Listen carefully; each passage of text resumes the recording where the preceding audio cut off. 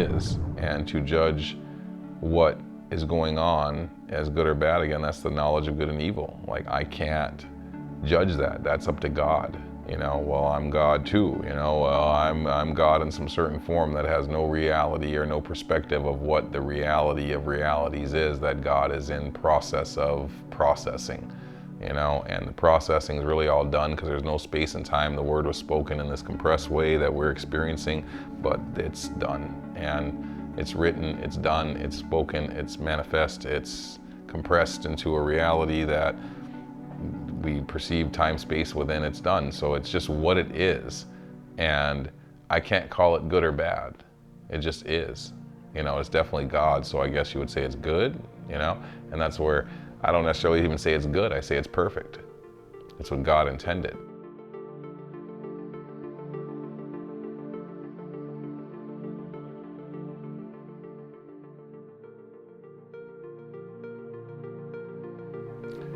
Greetings. I am Dr. Apollo Stoppelbein. I am the founder of Tree of Life Technologies and the inventor of the Arc Vogel Crystal, the technology of the Tree of Life, the technology of the rods of Aaron, the technology of the rods of Moses, the Firestone of Atlantis, the Tree of Life of Eden, the biblical, historic, Egyptian, Sumerian Tree of Life technology, the rediscoverer of these tools, of these devices, of this device. Because of these discoveries, so to say, these rediscoveries, these realizations, these reinventions, I have been given an interesting take on reality, life, God, devil, good, evil. And coming from the perspective that I was in late 2010, when I began working with the Tree of Life technology, the Arc Vogel Crystal, and shortly before that, in early 2010, when I was working with the classic Vogel Crystal, I met a Buddhist who told me that, he said, "You're a Christian, right?"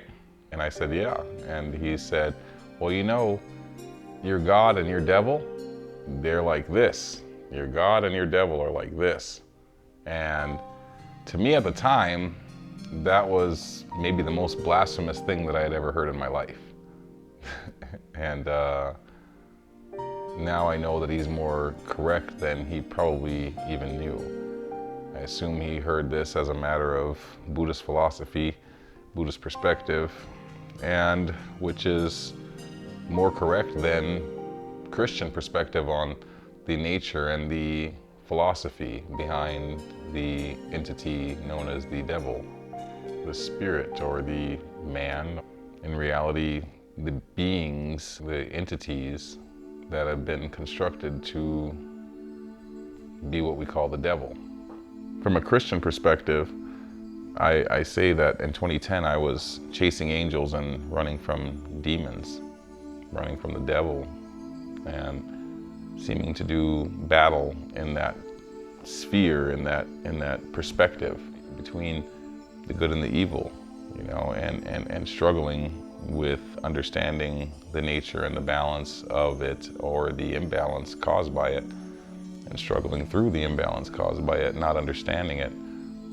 And again, today I'd like to try to shed a little gem light, a little crystallographic light on the subject of the devil and Satan and evil, and to contrast that with the nature of goodness, reality, God.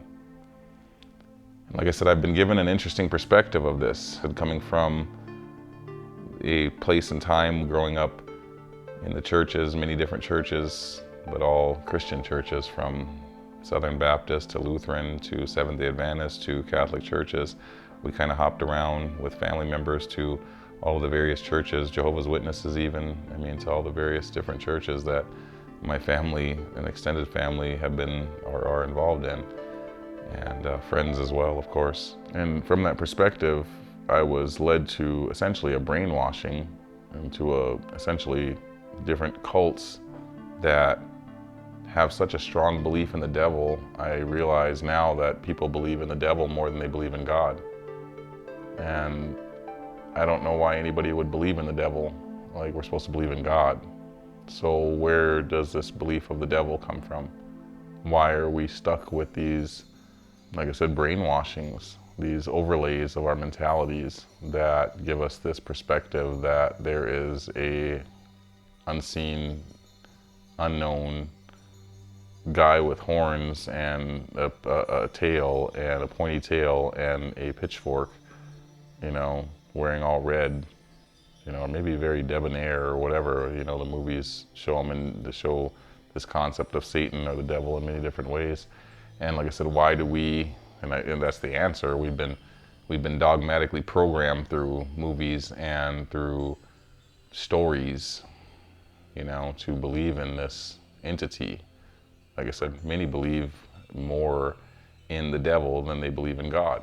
And they believe in more of the power of the devil and what the devil seems to be doing as the evil force in this world. They believe in that more than they believe in the good nature of things and the nature of nature and the reality of God as all. And that is the reality.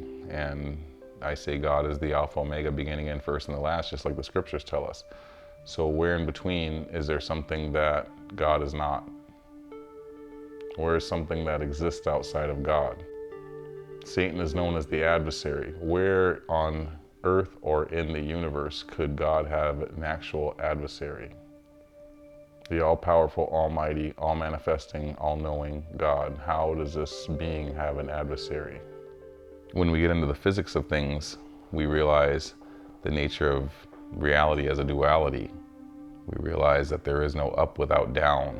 We realize there's no hot without cold. We realize there's no good without evil. We realize that there's no left without right. And depending on your perspective, these things become judged as positive or negative to your experience. And therefore, people understand that certain things are beneficial to life and to the experience of life, and some things are negative or entropic to the experience of life. As a person and as a community and as a nation, there are formulations made and judgments made as far as what good and evil are. And that's basically the tree of knowledge, tree of the knowledge of the judgment of good and evil. There's a knowledge in knowing what good and evil is, and that's what Eve was promised. She was promised to be as a God, to know the difference between good and evil, to be able to judge good and evil as a God. So it's really the tree of the knowledge of the judgment of good and evil. And through this knowledge, the preference towards certain things are made and certain understandings are made towards reality. That we leave a frame of mind that everything is harmonic and everything is Edenic, that everything is perfection, that everything is of the nature of God and everything is of the will of God, and everything's in the hand of God and everything actually is God, because nothing can exist outside of God. So we move from that frame of mind, that perspective, that philosophy, that understanding, that science, that physics, into a realm of judgment of preference as a person, community, family, nation, and create laws that are based on our preference. We create judgment systems that are based on our preference, solely on our preference, and we judge things as being good and evil based on preference. I say, is hot water good or is cold water good? And it depends on your preference, and those change throughout the day. When you want a glass of cold water on a hot day, or you want a cold shower or hot bath or whatever it may be. If somebody gives you a glass of hot water on a hot sunny day and you take a drink of it, you're gonna spit it out and call that person wicked for doing that. So it's as simple as that. The preference drives judgment, and we are judgment devices. Our brain makes constant judgments of our reality instantly before we can even think. And these judgments are what drive our perceptions, and the perception is one that we would prefer pleasure. So we have a judgment of good and evil based on our preference, based on our pleasure. And that's what society has built as the construct of good and evil. If we rewind time, we get into the legal constructs that have deemed good and evil. We get into Samaria, Egypt, Babylon. We get into Moses. We get into the law. We get into law and order from all of history, from the beginning of where these so-called sins and laws needed to be placed. God set the first law was not to eat from the tree of knowledge, and ever since there's been various laws placed on top of that. So we've had these constructions from Adam and Eve to ancient Egypt to Samaria to Moses that seem to drive the world today, where we have the canon, the legal canon, that are the political constructs of today, that are the monetary constructs of the day, that are the social norms of the day, that are based on these ancient perspectives of what good and evil are, and then also what the source of good and evil are. And obviously the source of good is God, and the source of evil is the devil, according to most religions and all of the Abrahamic religions, of course. So what is the devil? What is Satan? What is the origin of evil? And we get into a picture that has been so blurred and skewed that it's almost unrecognizable. You know, of course, murder is bad, right? You know, of course, then therefore murder of a child is bad. Well, depending on the law, depending on the state, depending on your political ideologies, depending on your religion, it's like we've moved into a land of subjection. We've moved into a land of subjective truth, and we moved out of a land of reality. And that is the course of politics and religion and perspective combined, wherein they're combined without a solidified truth that they're combined through and by. No crystallography. It's the nature of incoherence. These religious and then political constructs are what give us our commerce and our financial laws, our moral laws, our civil laws, our municipal laws, our criminal laws. And it's all based on morality and based on spirituality, biblical, religious, Quranic, you know, spirituality, the Abrahamic morality, I guess you would say. And this has continued again since Babylon, since Egypt, since the time of Adam. Basically all of what Judeo-Christians understand about the devil and Satan basically can be seen to have come from the book of Job. About 25%, about a quarter of the times that Satan is mentioned in the entire Bible is mentioned in the book of Job. And Job is considered to be the oldest book in the Bible. Job gives the biblical narrative for Satan that essentially extends through the entire Bible. And this narrative seems to describe Satan as a being that can conversate and communicate and be in the presence of God. And this is basically, I say, like a children's story or something that has very epic and true principles that are some of the most epic in the entire Bible. But essentially it is like the story of Genesis, the story of Adam and Eve, where it's dumbed down to a children's story that has principles that are correct and are absolutely profound at any level, from Sunday school to the deepest scholars, to the top scholars. And it's not wrong, but it's essentially incomplete. And of course it is, because I say you can't chart one man's life in a few pages in a book, much less the guy that did the most and that lived roughly 1,000 years. And I think many times more than that. But regardless, you could not chart his life in a few pages in a book, nor can you state what was really going on in the time of Job in his relation, or in the author's relation to the relationship with God and Satan. Like I said, this is almost like a children's story where God sits down with Satan and Satan can contend with him, and Satan can sway God and tempt God in some sort of way to let him do damage to Job and his family. in order to try to prove some point to God. And we have an all-knowing, all-true, all-manifesting God. That's the nature of the real God, is that there is no struggle, there is no challenge, there is no not knowing, there is no battle. And this is presented in such a way, like I said, a children's story, where we have physics that denote that essentially everything's at war, that everything within this duality and this hot, cold, and this up, down, north, south, east, west, left, right duality that we live in is in a constant state of war. Everything from the atoms on up, they're all jittering and fighting for space, and they're all jostling and becoming other things, resisting nature, resisting each other, inducing nature, inducing each other. They're all in this dance that is essentially a sexual warfare, where they're multiplying but also destructing each other.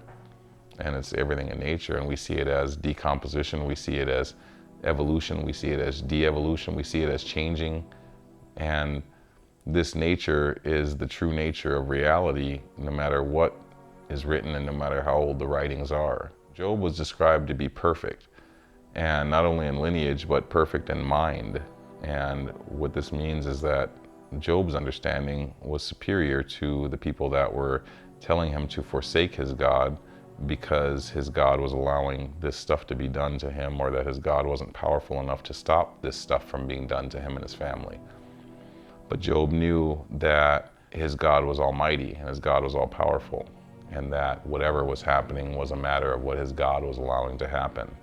And this is much more real, and this is much more, of course, of the perfect perspective than the author's obviously metaphysical, allegorical, metaphoric expression of God meeting with the devil. Because I say, if God was really meeting with the devil and this author saw this, and this author witnessed this and is describing the conversation between God and the devil, then why didn't the author do something much more important, which would be to describe to us what the devil looked like, so that we would know who to avoid and what to avoid. Also, the author could have very well described what God looked like, and the impossibility of the author actually witnessing this conversation, because no man's seen the face of God. According to some scripts, and some scripts say a few have. So it's, but regardless, the author of Job did not see the face of God.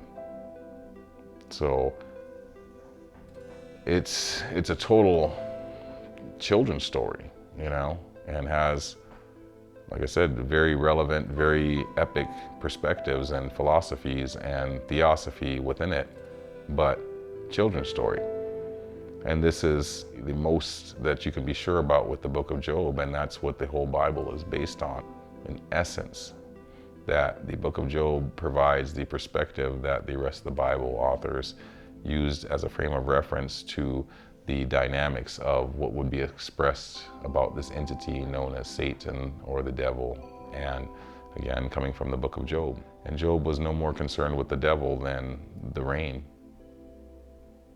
And yet, this is described as the perfect mind that was not concerned with the devil, only concerned with the nature and the force and the overriding force of the will of God.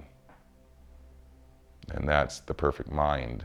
That's a mind of perfection. Just as Jesus was able to cast these devils out and contend with Satan, this was the power of Christ, and he taught his disciples to do the same, to contend, to cast out, to take and invoke power over the devil. So was without concern.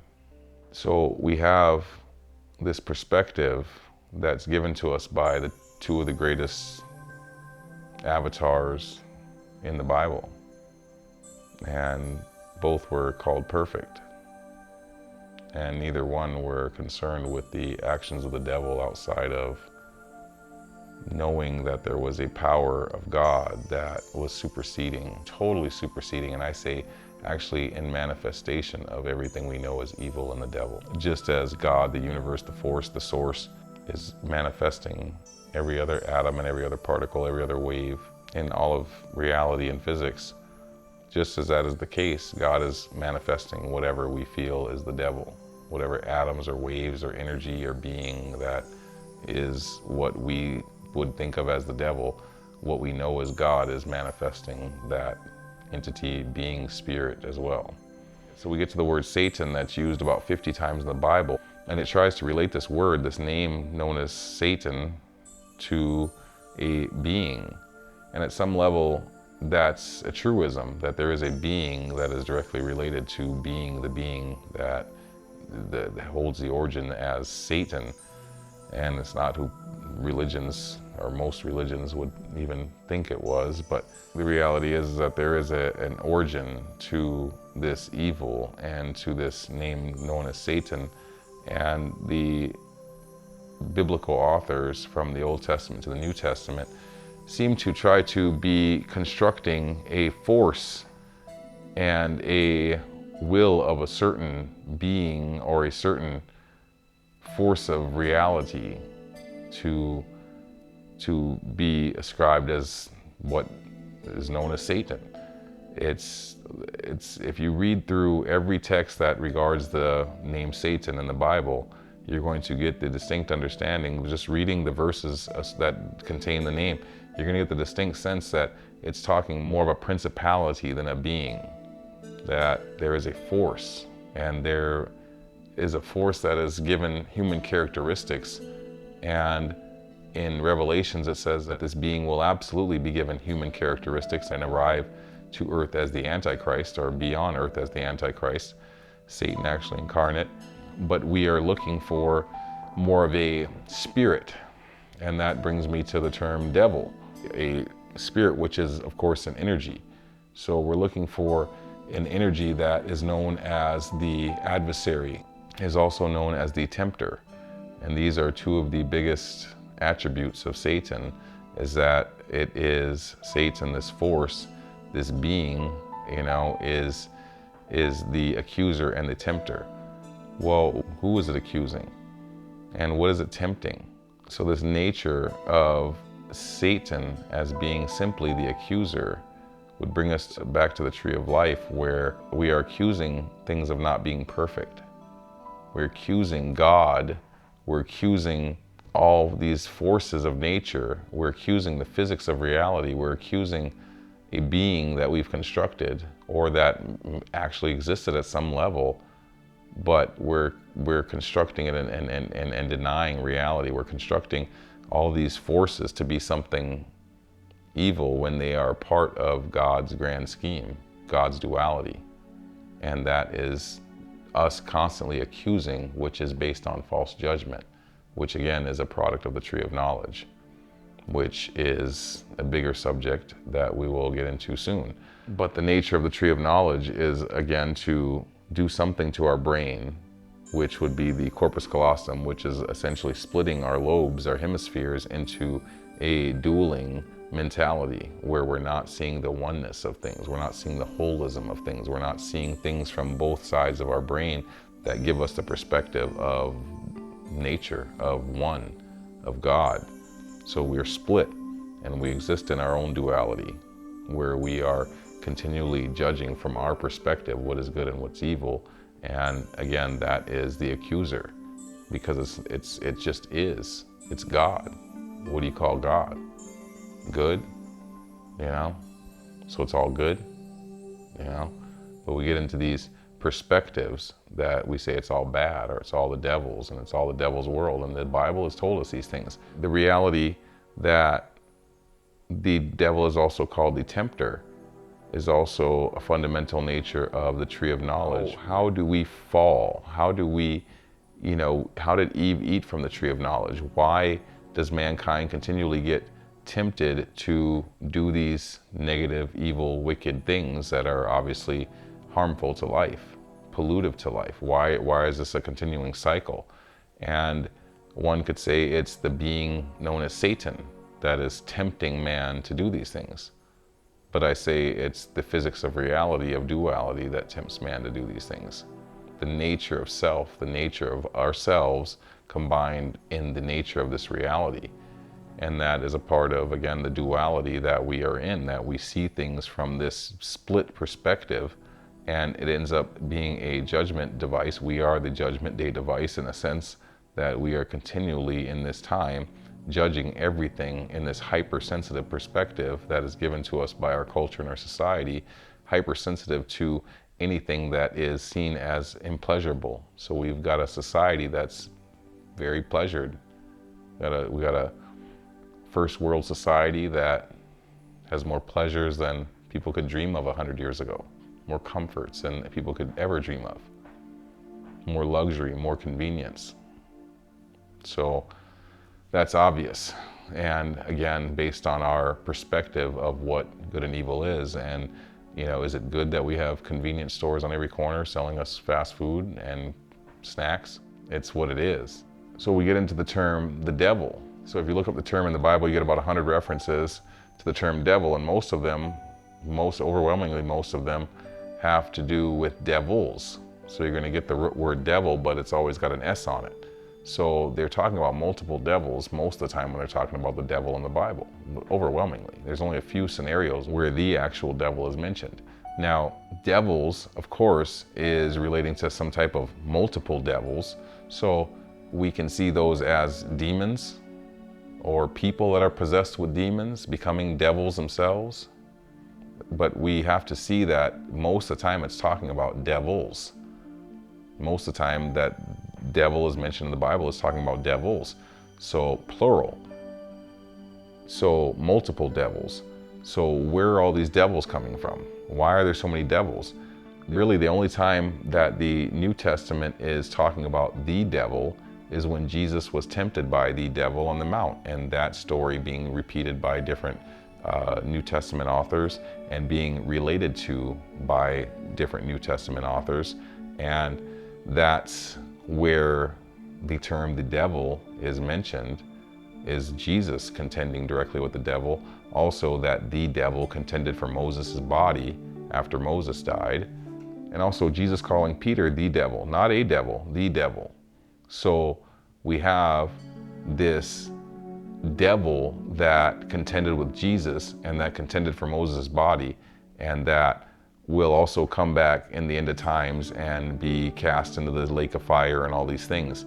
So that's the only real times that the Bible is talking about the devil. So it could be said that the devil is an entity that only shows up for big things, big jobs, to tempt Christ, to deal with Moses' body, and otherwise it's devils for the most part in all of the text. So we have this indescript character once again that seems to exist, but in some way that's more philosophic, just like the word Satan. There's a being associated with it, but it's more like philosophic as to what this being is and what it does and how it's affecting us and how it's affecting the world or running the world or driving the world, affecting and tempting and accusing mankind or affecting and tempting God or these type of things.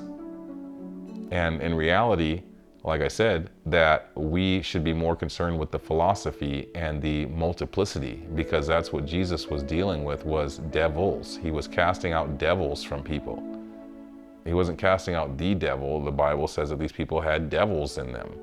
And he cast out 7 devils from Mary Magdalene. So this is what Jesus was dealing with, and he dealt with the devil once. And, in that perspective, why do Christians contend or to try to contend or visualize, or their mentality is that they contend with the devil so much that Christians will say, the devil's got you, or the devil's tempting you, or the devil's doing something to you.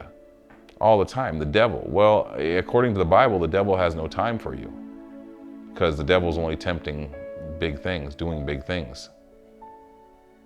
And Satan is more of a concept that is also a being that isn't really running around tempting people. He has minions for that. And those minions, Jesus and his disciples, and Jesus taught his disciples to handle them with ease and grace and with literal ease. So we have Christian churches believing that the devil is doing something to them, when at best it's a devil or devils that are easily dealt with in the name and the Spirit of Christ, according to the same book that is giving the law and order, or the concepts of this being known as the devil. So we contend with this principality, but not the being. We contend with the minions at some level, but the minions at some level, it's like, where do we see devils? You know, Jesus threw them into the swine, cast them into the swine, but he saw them in the men around him.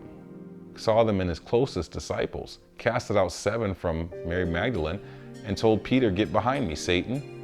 Jesus had to have known his words were being scribed. He was being recorded. That the men he was around were charged and willing and able to write any story about him that they witnessed. And he told Peter, "Get behind me, Satan," and then he told him that you're the rock that I'm going to form my church around. So why is that? Jesus wants to form his church around Satan? He didn't say that you are a Satan. He didn't say that you are a devil. He told him, "Get behind me, Satan." So what are we dealing with? How do these perspectives all align? How does this mischief known as the devil, how does this conception known as the devil get so misconstrued into a way that, like I said, modern Christians are running around with devils in them, according to the good book, and they don't have a way to get them out because they think it's the devil. And like I said, they're essentially devil worshipers. They believe in the devil. They believe that the devil has so much power that it can control their life, and that God is somewhere else, that the devil is present, but God is somewhere else, and that the devil has this power that it doesn't have, first of all. Second of all, it's not the devil. At best, it's a devil. At worst, it's a devil. And for goodness sake, we have Christ, and according to the same book, once again, that is giving the concepts of this devil that people are believing in. So do they believe in Christ, or do they believe in the devil when they say that the devil has this kind of power? Or that they're what? They don't have the power to do anything about it? So Christians should never be saying that the devil's on them, because before they would even say it, they should be getting the devil off of them with a simple prayer and the power and blood and mercy and energy of Christ. Correct? But when you believe that you're contending with the devil, and when we tell each other, and when we are okay with each other in jest or in conversation, talking about how the devil is affecting us in these ways, or affecting society or the world in these ways, that the devil is doing these things, and not just possessed, demon-possessed men, then we're taking the power from ourselves, and in a misnomer, trying to relate that the devil is so almighty powerful, when really, like I said, that this is not the concept that's even biblical. This is not the concept that's Old or New Testament, but somehow has been overlaid onto our reality as a brainwashing, as a mind control, as a literal hypnotism to believe in something that isn't real. So we have dueling forces. Again, that's part of the duality of all reality, that it's a dueling sexual warfare going on. I call it sex physics of the gods, and the gods' war. And it's all from atoms to the heavens. Dueling forces everywhere. So why is this any different? Why is Earth, this plane, this realm, this consciousness realm that we're in, this children of God realm that we're in, how is that any different? It's all dueling forces, from the nature of nature up, from the premise of nature, the atom, on up, all dueling, warring sexual forces. It's all we see around us. And we can find comfort in that, or we can find pleasure in that, but that's all we see around us. That's all it can be, that's all it ever will be.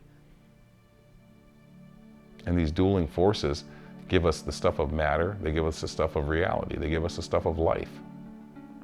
They give us the stuff of consciousness, they give us the stuff of evolution. They give us the stuff of perspective, philosophy, introspection. They give us the notion of God itself, God experiencing through this duality. Because all has no experience. God has no experience outside of what He creates.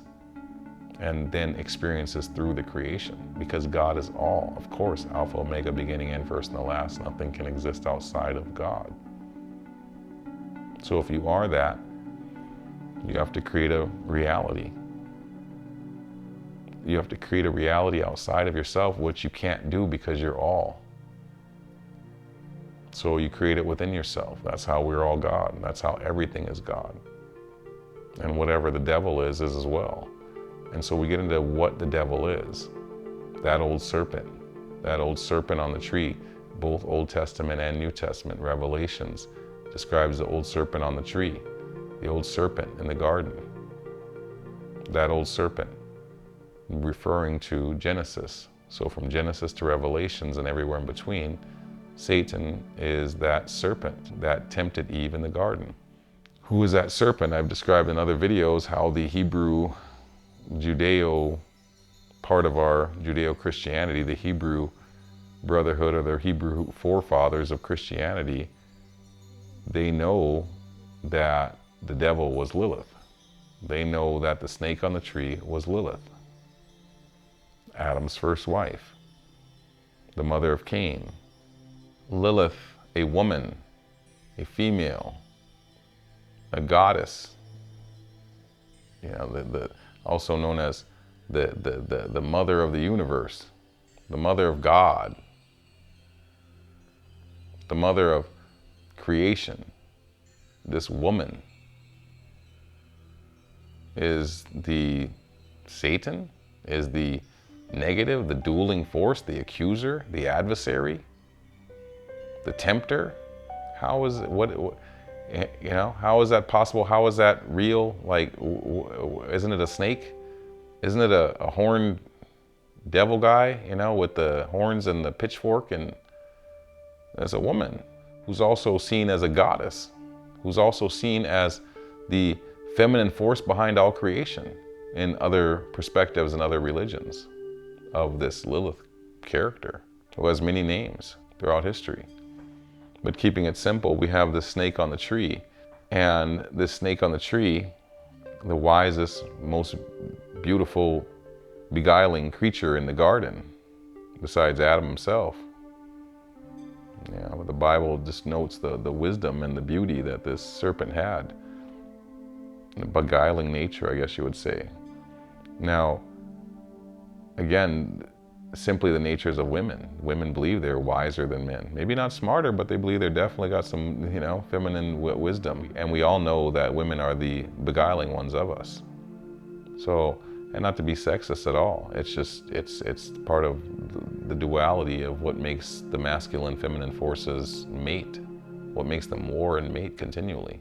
And this warring or sexual nature isn't necessarily good or bad. It just is. And to judge what is going on as good or bad, again, that's the knowledge of good and evil. Like, I can't judge that. That's up to God. Well, I'm God too. Well, I'm God in some certain form that has no reality or no perspective of what the reality of realities is, that God is in process of processing. And the processing is really all done because there's no space and time. The word was spoken in this compressed way that we're experiencing, but it's done. And it's written, it's done, it's spoken, it's manifest, it's compressed into a reality that we perceive time, space within. It's done. So it's just what it is. And I can't call it good or bad. It just is. It's definitely God. So I guess you would say it's good, and that's where I don't necessarily even say it's good. I say it's perfect. It's what God intended. Now, what God intended was duality. And what God intended clearly was a temptation. In the garden, you can't have these two naive creatures, these two naive beings in the garden and put a big red button there and say, never touch that big red button. And these entities had everlasting life until they hit that button. But human curiosity, human nature, he built these humans, he knew their nature. He knew they were as God was, made in the image of God. So Eve was already as God, and she ate from the tree of knowledge to be more like God, but they were already as God, and God knew this, and God knew that eventually they would push the big red button that he put in front of them. And that would be creating a dueling force that would bring about all sorts of drama, all sorts of action, wars, sex, evolution, pestilence, disease, disorder. And that this would be the experience of the children of God, the perspective of God through all of his children, through all of his many perspectives, his many facets to his gem-like qualities. All different perspectives viewing from different facets, and that's the mind of God. And in that, he made a dueling force to the perfection that Adam was, to the everlasting perfection that Adam was. He made a temptation. He made an alternate called Lilith, this alternate, and then even down to Eve, this alternate that sinned and took on these characteristics of Lilith. These alternates, these dueling forces that thwarted Adam, that warred with Adam, that sexed and warred with Adam, mated, warred, expanded, created multiplicities that went on to rule and conquer the earth and things like that, that were a part of the destiny of man in the sense of the spoken word destiny, what was written. So it was done, and that's what's happened, you know, but it comes from this character Lilith, this evil, this Satan, this perspective, this philosophy, this mentality, this understanding, this construct, this complex. It's a Lilith complex, I call it. And this Lilith complex is what we know as evil. It's what we know as sin. It's what we know as debauchery. It's what we know as chaos. It's what we know as drama. It's what we know as fallacy. It's what we know as aversion to truth. It's what we know as imperfection, accusation. It's what we know as false judgment, false imprisonment. It's what we know as imprisonment itself. All of these things that Lilith brought into the world through her sin, through her perspective, through her nature. And this nature was given to her by God. This nature is continually manifest into beingness, into reality, because of God, like through God. That's all it is. And the children have been asleep to this dream. The children have been asleep in their own dream. They've been unaware that they're in this dream realm of God, and it's time to wake up. It's time to wake up to reality. The reality that we've been in a hypnotized state, the reality that we've been in a hypnotized state, essentially a dreamland of imagination, some childlike state. That we're living as some childlike beings that run away from things that go bump in the night, and things that we can't understand, or things that we don't understand, or things that we inherently have been taught to fear, instead of conceptualizing and dealing with them logically and rationally, and breaking down the history of why ancient humans would have believed such things. And if you get down to it, they didn't believe such things. We believe this crap because somebody programmed us to do so. We've been programmed, we've been hypnotized by nefarious entities who must understand the nature of the devil and sin and evil much better than what they've constructed into reality. Because you have to do nothing more than to search the Bible encyclopedias, the many of them that are online, and type in the word devil and see how this word was being used. Type in the word Satan and see how these words are being used.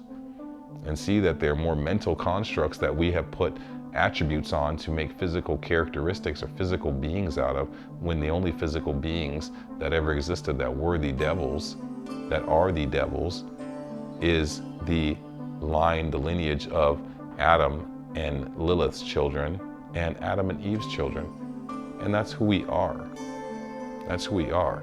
And we've all inbred with each other so much that everybody's Adam and Eve and Lilith's children, essentially. Maybe some of us have a greater ratio of Adam or Eve and more of Lilith, and that's another conversation. But regardless, the perspective is, the reality is that we've all been tempted. We're all in this soup together, and this soup of temptation, this soup of debauchery. So nobody's clean. Everybody's got blood on their hands. Born into blood, born into sin, from our bloody mothers, our bloody Marys. And we exist in this soup that is totally contaminated in essence. But again, it's the perfect soup. It's the perfect soup for evolutionary processes, a compression of energy that causes interactions that cause birth and recycling and cycling into higher forms, obviously. And we see that by the human mind.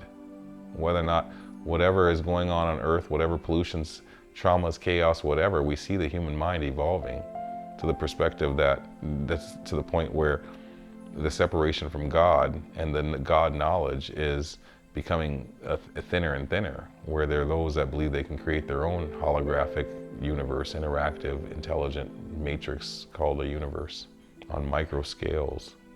And this coming back to God is a reality that's inevitable, because we are God and we come back to self eventually. That's the nature, that's the prophecy. It has to be. It's an inevitability. God has to wake up to God. When you wake up in the morning, you wake up to yourself. God will wake up to God. And God's the only one that, put himself to sleep. But, God had to forget God in order to run this reality, in order to be this reality. So we exist as members of God, aspects of God that forgot ourselves. And like I said, we're waking up. It's time to wake up. Alarm clocks are going off everywhere. It's time. And this Lilith perspective, everything that we know of evil, everything that we know of Satan, everything we know of the devil, everything from all cultures, all religions, all cultures and all religions, all perspectives of evil and the devil center back to this woman. Sometimes in other cultures, it's even listed as a man, but it's the same perspective. It's the same things being done. It's the same sins being had. It's the same debauchery being accomplished in all of the different perspectives of what Lilith has been throughout history. But the same thing is that this being is the nature of corruption. This being is the nature of the being, the nature of going against God, going against the force of nature. That's all it is. Nature is God. We see God through nature.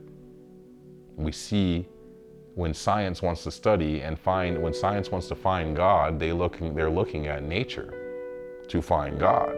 They're looking at the way nature works to try to find the intelligence behind it.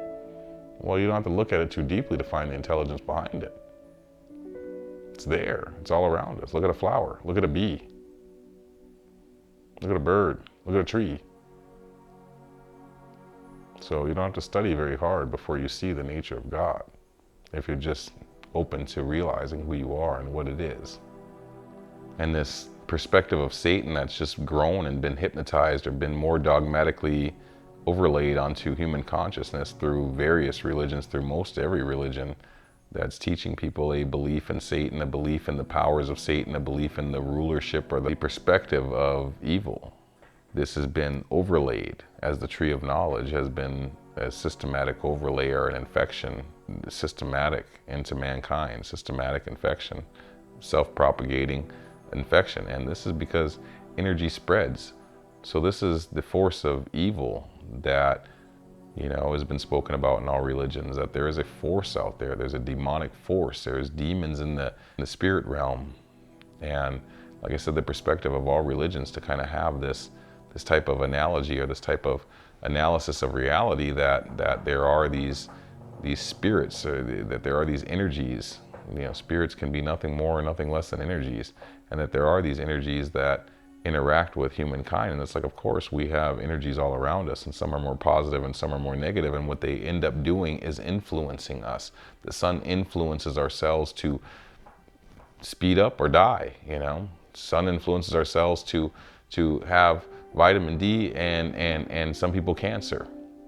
The music influences you. Radio waves coming out your speakers in your car, they influence you to dance, or they influence you to be sleepy, or anything in between, be stimulated intellectually or whatever. These waves all around us, different light is influencing the eyes to want to be sleepy or want to be awake, or every cell in the body to do certain activities or to do other activities depending on the color lights that you're around. Every bit of energy in our environment is essentially acting as an influence. So if we have a negative entropic energy, something that is, say, like a blue light that is coming off your cell phone and that is hurting your eyeballs, that is hurting your vision, Is that an evil light? You know, but it's there, it's always influencing. It's influencing, every energy is acting as a tempter. Every energy, especially negative ones, are acting as a tempter away from nature, away from goodness, away from wholeness, away from longevity, away from expansion of life. So we have the nature of these energies being always tempters, influences. And this can be seen as a negative energy or an evil energy, outside of the preference, outside of what expands life, and something that brings entropy, something that brings death, decay. You know, so we have these influences in energy, and we call the ones that benefit us good, and we call the ones that cause disorder bad, evil. So that's the spirit out there. We have all this energy, it's spirit. And the natives knew it. The natives knew that certain spirits were gonna be harmful, and being around certain people, being around certain areas, disrespecting certain areas.